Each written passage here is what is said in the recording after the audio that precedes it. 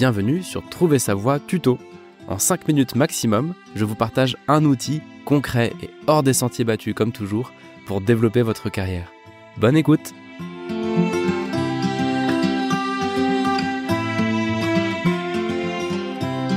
Salut à tous, salut à toutes! Bienvenue pour ce tuto très court sur le CV. 5 ou 6 petits points, petits détails qui peuvent faire une différence dans un CV. En découvrant ces points-là, je me suis dit que c'était intéressant peut-être de les partager avec vous pour augmenter le taux de transformation de votre CV, c'est-à-dire augmenter vos chances d'être rappelé quand vous candidatez. Chaque fois que vous postulez, vous faites partie des 50, 100, 200 CV que le recruteur va recevoir.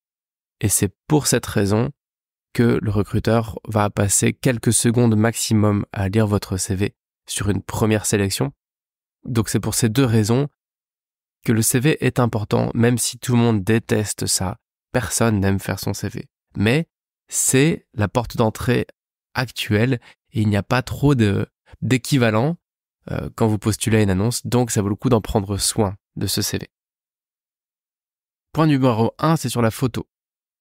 Il y a toujours un débat, est-ce que je mets une photo, est-ce que je mets pas de photo? Mais le but de votre CV, c'est de rassurer sur vos compétences et aussi sur votre personne. Est-ce que vous allez bien vous intégrer dans l'équipe? Est-ce qu'on a envie de vous convier à un entretien? Je pense que entre deux CV, celui qui a une photo va être plus rassurant. Enfin, ça dépend de la photo. Et là, votre job, c'est d'avoir une photo sympa, qui donne confiance, parce que ça va tout de suite humaniser un peu plus votre candidature. Et je vois passer beaucoup de CV de clients qui n'ont pas de photo, parce qu'ils sont pas forcément à l'aise avec leur image, qui n'ont pas envie de se mettre en avant, ou qui ont peur de la discrimination. Mais je pense que c'est un sujet sur lequel il y a une discrimination par le moins. C'est-à-dire que un CV sans photo, dans tous les cas, on va imaginer potentiellement des choses. Alors que s'il y a une photo, et surtout si la photo est sympa, eh bien voilà, ça y est, on est déjà rassuré sur qui on a en face de nous. Est-ce que cette personne a l'air normale? Est-ce qu'elle a l'air sympa? Et puis voilà. Donc pour moi, une photo, ça compte. Et prenez le soin de faire une photo qui soit pas forcément incroyable, professionnelle, mais au moins vous avez l'air sympa et équilibré, quoi, tout simplement. Ensuite, quelque chose que j'ai appris à mes dépens. Moi, j'étais assez friand des CV sur Canva. J'en ai pas mal parlé sur ce podcast parce que Canva, ça permet de faire des CV créatifs et jolis, gratuitement et rapidement. Et en fait, il faut quand même faire un peu attention avec les CV trop créatifs parce que quand vous envoyez votre CV, il est lu par un robot. La plupart des DRH, surtout dans des grosses boîtes, utilisent des logiciels de gestion des candidatures. C'est-à-dire qu'il y a un robot qui va venir scanner votre CV en même temps que des centaines d'autres CV et qui va extraire vos données personnelles, vos compétences, etc. Donc si vous avez un CV qui est trop créatif, qui n'est pas assez structuré, eh bien le robot aura du mal à lire ces éléments. Donc je vous invite à essayer de faire les choses de façon le plus structurée possible et que le texte qui est écrit dans votre CV soit lisible par un robot, quoi. Donc ici, sur de la forme, ça veut dire du texte qui soit écrit et non pas dessiné. Ça veut dire du PDF et non pas du JPEG ou du Word, tout simplement. Troisième petit détail, c'est sur vos employeurs, vos expériences professionnelles.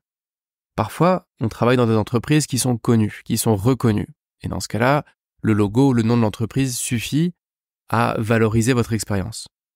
Parfois, on travaille dans une PME, une TPE, ou alors on arrive d'une autre région. Vous avez dans votre CV des expériences que personne ne connaît, que personne ne peut comprendre, parce que ce sont des boîtes qui sont pas connues.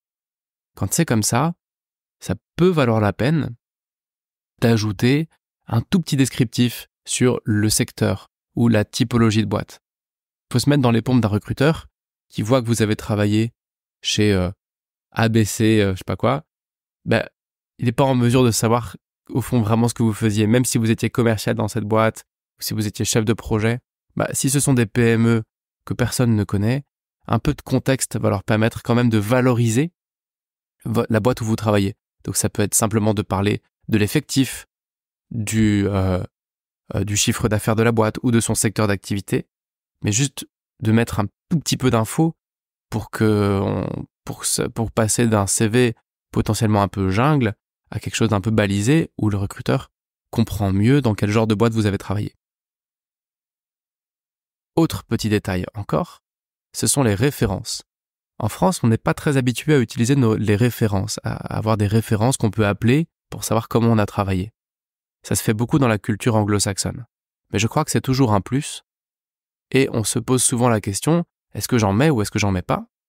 Et quand on décide d'en mettre, eh bien, on se pose la question, est-ce que je les mets sur mon CV? Est-ce que je vais mettre le nom de telle personne sur mon CV en disant que cette personne-là, elle est contactable? Je crois qu'une façon simple de rassurer sur vos références, sans mettre les coordonnées d'une personne qui va être appelée à un moment où elle s'y attend pas, c'est simplement d'écrire quelque part dans votre CV « Référence disponible sur demande ». Ça vous permet de rappeler que vous avez des références, vous avez des personnes qui peuvent partager leur vécu avec vous. Ça permet en même temps de ne pas directement donner leurs coordonnées pour qu'elles ne soient pas surprises d'avoir un appel qui sort de nulle part. Donc vous avez un peu le beurre et l'argent du beurre. Et peut-être qu'on vous demandera « Oui, je veux bien contacter une de tes références » et dans ce cas-là, vous aurez le temps de prévenir cette personne et de choisir qui sera contacté. Dernier petit point, et j'ai gardé le plus important pour la fin, c'est le petit paragraphe introductif. Souvent dans un CV, il va y avoir à gauche les coordonnées, les compétences, etc., les centres d'intérêt. Il va y avoir au milieu, sur la page principale, vos expériences professionnelles et en dessous, vous allez avoir votre parcours académique. Et parfois, souvent, et c'est d'ailleurs vraiment quelque chose que je vous invite à faire, en haut, il y a un titre. Et ce titre, il y a un petit paragraphe qui est une sorte de mini-résumé de votre CV. Et ce petit paragraphe-là, il est super important. Il est super important parce que c'est ici que le recruteur qui va lire votre CV va essayer de mieux vous connaître. Et en fait, ce que va faire un recruteur qui lit votre CV, c'est regarder votre photo, regarder vos top compétences, regarder le genre de boîte où vous avez travaillé et lire ce petit résumé-là. Et tout ça, il peut le faire en 10 secondes. Et donc ce petit résumé, ça va être l'occasion pour le recruteur de s'imaginer qui vous êtes au travail. Et l'ennui, c'est que souvent, on ne sait pas trop comment aborder ce petit résumé. Donc on va avoir tendance à soit raconter un peu n'importe quoi, du style « je suis un catalyseur de business » ou « je suis très motivé et j'ai beaucoup d'empathie ». Ok, mais ça ne veut pas dire grand-chose. Ou alors on ne sait pas trop quoi mettre et du coup on va rien mettre. Ici, il y a une façon structurée de faire les choses qui fonctionne plutôt bien, c'est de résumer en 2 lignes qui vous êtes. Donc ça va être « je suis coach professionnel, je suis chef de produit, je suis technicien en blablabla », avec X années d'expérience dans tel et tel secteur. Par exemple, je suis coach professionnel avec 3 ans d'expérience dans l'accompagnement en gestion de carrière. Mes compétences sont, donc là vous pouvez partager le top 3 de vos compétences. L'écoute, la mise en action et la prise de parole. Et là, ce que vous pouvez faire, c'est partager l'impact sur le business. Et ces compétences me permettent de changer la vie de mes clients. Point. Donc si je transpose avec un autre exemple, je suis business developer avec 5 ans d'expérience dans l'univers de l'éducation et de la technologie, particulièrement à l'aise dans la prospection, la fidélisation et la stratégie commerciale. Mon action me permet de développer le chiffre de mes clients ou un truc comme ça. Voilà, le but ici, c'est vraiment de pouvoir mettre de la structure et qu'on puisse comprendre en 1 ligne ou 2 qui vous êtes. Donc, votre poste, votre expérience, les secteurs que vous connaissez bien, vos top compétences, votre impact sur le business. Voilà, je m'arrête ici parce que ça fait déjà 10 minutes que j'ai le micro, c'est beaucoup trop long. Je vous souhaite à tous, à toutes une belle journée. Rendez-vous dans quelques jours pour un épisode plus long où on va creuser un autre biais cognitif. J'ai eu quelques réponses sur les biais cognitifs comme quoi c'était quelque chose qui vous intéressait. Donc on va continuer à creuser ces sujets-là. Allez, bonne semaine à chacun d'entre vous et je vous souhaite beaucoup de succès dans vos entretiens et dans vos candidatures. Si cet épisode vous a plu, n'hésitez pas à le partager à une personne qui pourrait en avoir besoin. Et si vous avez besoin de conseils de carrière pour vous-même ou pour vos collaborateurs, vous pouvez me retrouver sur albanmas.com.